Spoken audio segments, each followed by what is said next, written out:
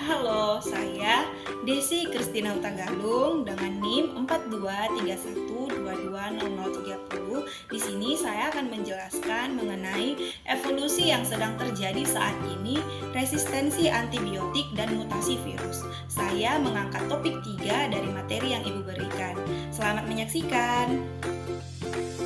Halo semuanya, di video ini kita akan membahas mengenai bagaimana proses evolusi bekerja pada makhluk hidup yang ada di sekitar kita.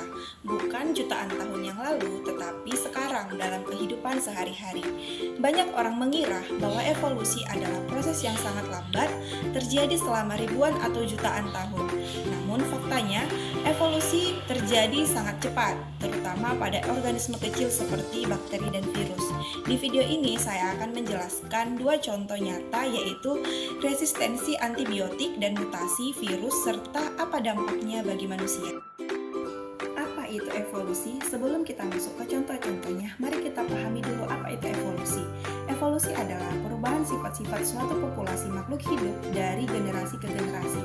Nah, proses ini terjadi melalui 3 langkah utama. Yang pertama, adanya variasi genetik. Tidak semua individu dalam suatu populasi memiliki gen yang sama.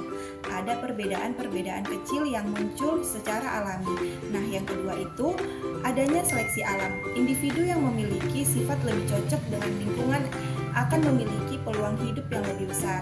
Mereka lebih mungkin bertahan dan memperbanyak diri. Nah, yang ketiga itu pewarisan sifat. Sifat yang membantu mereka bertahan dapat diwariskan ke keturunan. Jika proses ini terus terjadi dalam banyak generasi, maka populasi tersebut akan mengalami perubahan signifikan. Itulah yang dinamakan dengan evolusi. Sekarang ada masalah nyata antibiotik yang tidak mempan lagi. Salah satu bukti evolusi yang paling jelas bisa kita lihat dalam dunia medis, yaitu antibiotik yang semakin tidak mempan melawan bakteri. Banyak infeksi yang dahulu mudah diobati sekarang menjadi lebih sulit karena bakteri berkembang menjadi lebih kuat. Pertanyaannya, bagaimana mereka bisa berubah menjadi begitu cepat? Disinilah evolusi dapat bekerja. Bagaimana resistensi antibiotik dapat terjadi? Bayangkan, kita memiliki jutaan bakteri penyebab penyakit di tubuh kita. Ketika kita meminum antibiotik, sebagian besar bakteri tersebut mati. Namun, dalam jumlah yang sangat kecil, mungkin ada bakteri yang kebetulan memiliki mutasi genetik. Mutasi ini bisa berupa perubahan kecil pada dinding sel atau struktur protein mereka yang membuat antibiotik tidak bisa membunuhnya. Ketika antibiotik membunuh bakteri yang lemah, bakteri yang memiliki mutasi kebal akan tetap bertahan. Bakteri inilah yang kemudian berkembang biak dan menghasilkan populasi yang baru seluruh kebal antibiotik. Nah, seiring berjalannya waktu, bakteri-bakteri kebal ini semakin banyak membentuk apa yang disebut sebagai superbug, yaitu bakteri yang tahan terhadap berbagai jenis antibiotik. Contoh superbug adalah MRSA dan bakteri penyebab TBC resisten obat. Inilah salah satu ancaman besar di dunia kesehatan modern. Mengapa resistensi ini dapat terjadi begitu cepat? Bakteri bereproduksi sangat cepat. Beberapa jenis bakteri dapat membelah diri setiap 10 hingga 20 menit. Itu artinya, dalam waktu 1 hari bisa terjadi ribuan generasi.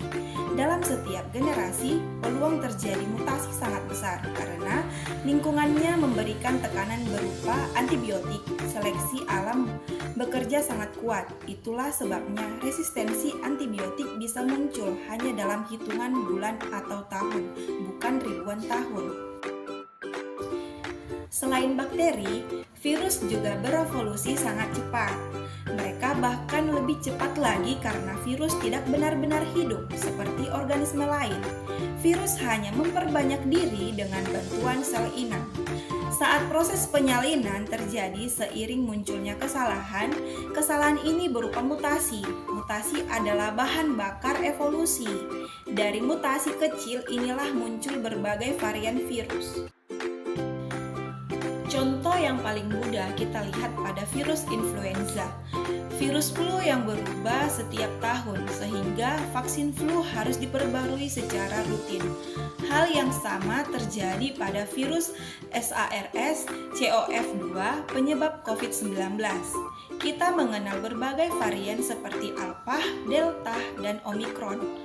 Setiap varian muncul karena mutasi yang membuatnya lebih mudah menular atau lebih sulit dikenali sistem imun. Varian yang paling unggul secara biologis akan lebih cepat menyebar dan menggantikan varian lainnya. Ini adalah evolusi yang berlangsung secara real time. Dalam kasus bakteri, seleksi alam terjadi karena tekanan antibiotik. Dalam kasus virus, seleksi alam terjadi karena tekanan dari sistem kekebalan tubuh manusia, vaksin, dan kemampuan virus untuk menyebar lebih efektif. Semua organisme, baik bakteri maupun virus, akan terjadi beradaptasi untuk bertahan hidup. Adaptasi inilah yang membuat evolusi berjalan terus-menerus. Lalu, apa dampaknya untuk kehidupan kita? Yang pertama, kita harus menggunakan antibiotik dengan benar. Antibiotik tidak boleh diminum sembarangan dan harus dihabiskan sesuai resep dokter agar bakteri tidak punya kesempatan berevolusi. Yang kedua, sistem kesehatan harus memantau perkembangan varian virus seperti flu dan COVID-19. Yang ketiga, penelitian tentang vaksin dan obat perlu terus dilakukan untuk mengikut perubahan organisme yang cepat. Dengan memahami evolusi, kita bisa membuat strategi yang tepat untuk melindungi kesehatan masyarakat. Kesimpulannya, evolusi bukanlah proses yang terjadi hanya pada masa lalu atau hanya pada makhluk besar seperti dinosaurus. Evolusi sedang terjadi sekarang dalam tubuh kita, di rumah sakit, dan di lingkungan sekitar. Resistensi antibiotik dan mutasi virus adalah bukti nyata bahwa seleksi alam masih bekerja bahkan lebih cepat daripada yang kita bayangkan. Memahami evolusi bukanlah hanya penting untuk ilmu pengetahuan, tetapi juga untuk kesehatan kita dan untuk masa depan umat manusia. Demikian pemaparan materi dari saya. Jika ada kesalahan, saya mohon maaf. Terima kasih. Bye-bye.